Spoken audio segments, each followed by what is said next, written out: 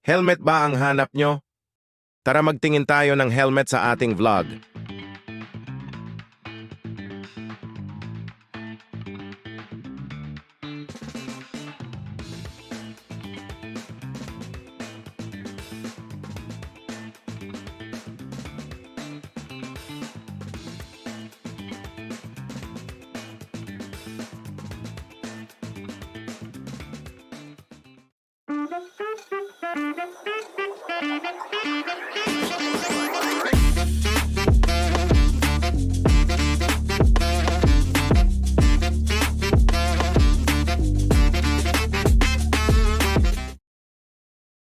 Salamat sa pagbabalik mga moto lovers.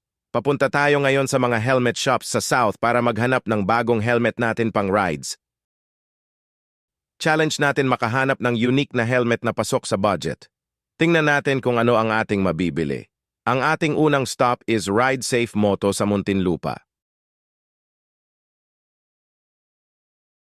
Malapit na tayo sa Ride Safe Moto. Located ito sa Villa Carolina 1, Muntinlupa City. Gamitin ang Waze o Google Maps para madaling matukoy ang location nito.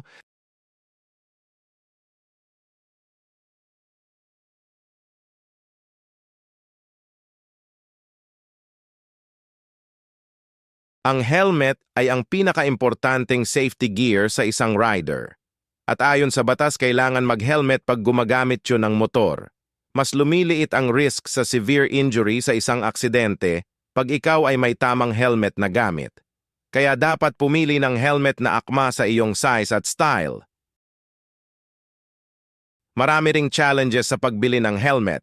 Nandyan ang dami ng brands na available, sizes ng bawat helmet, anong style ang gusto mo, bagay rin ba ito sa iyong motorsiklo, at syempre ang budget mo sa pagbili. Mas mabuti rin na mag-research ka ng mga preferred brands ng mga nakakarami at recommended ng mga batikan sa pagmomotor bago ka bumili. Napaka-importante rin na masukat mo ang helmet at mas makikita mo sa actual ang fit at itsura niya bago ka gumastos.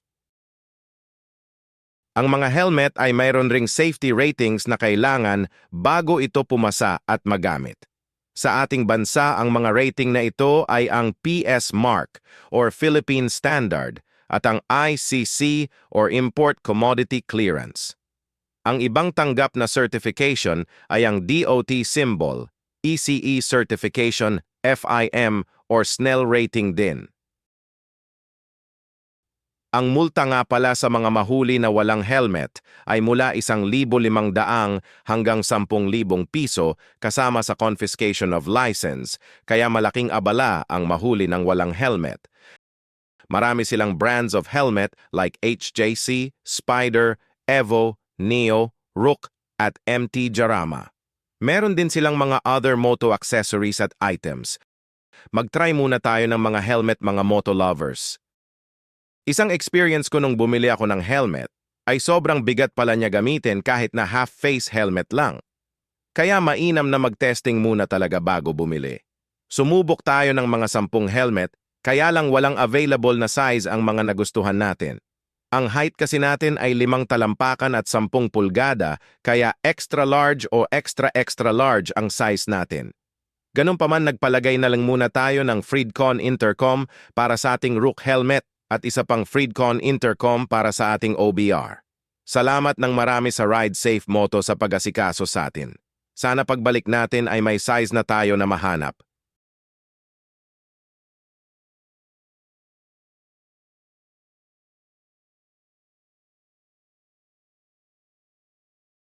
Punta naman tayo ngayon sa Vintage Rider Manila sa Block 10 sa Filinvest, Alabang. Mahilig tayo sa retro helmets at baka may mahanap tayo doon. Ano ba ang iba't ibang klase ng motorcycle helmet? Merong full-face helmet, half-face helmet, at modular helmet. Tito Arky, paano malalaman kung anong helmet ang gagamitin? Ang full-face helmet ay mas magandang gamitin pang long rides kasi ito ang pinaka-safe na helmet dahil covered at protected ang ating ulo. Ang modular helmet naman ay pwedeng gamitin kung malayo ang biyahe sa isang araw pero marami ring tigil at pahinga para hindi masyadong mainit sa ating muka. Ang half-face helmet naman ay practical na gamitin sa mga malapitang lugar napupuntahan lang at mabilisang rides mga sir. Ito na ang Vintage Rider Manila. Napakadami ring choices ng vintage style ride gear at helmets. Bagay na bagay ito sa mga classic bikes, cafe racers at scooters. So Tito Arki, kailangan ba tatlo ang helmet? Hindi naman, pwedeng isa lang ang gamit lalo na at iba-iba rin ang presyo nito. Pero mas maganda sana kung may half face at full face helmet ka.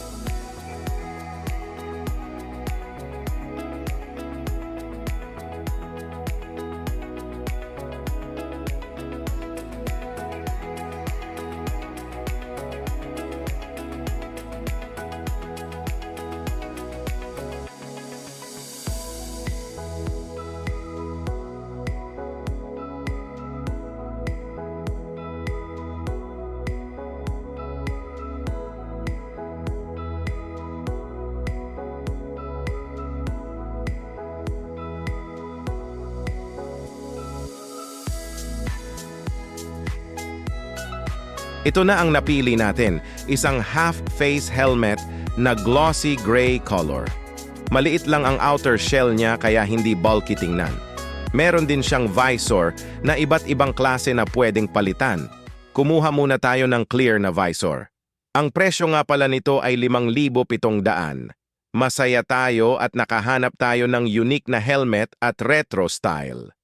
Ang sunod na lang nating problema ay paano sabihin kay Mrs. na bumili na naman tayo ng helmet. At para sa mga balak bumili ng bagong helmet, ang ating mapapayo ay number 1, laging sukatin muna kung tama ang fit ng helmet. Number 2, kailangan din may safety rating ang helmet para siguradong matibay at good quality ito. At number 3, bagay sa ating style at rides ang pipiliin natin. Mga kamoto lovers, comment below kung anong na-experience nyo sa pag-helmet shopping. Sana makasubscribe kayo sa aking channel for more moto-related contents. Salamat!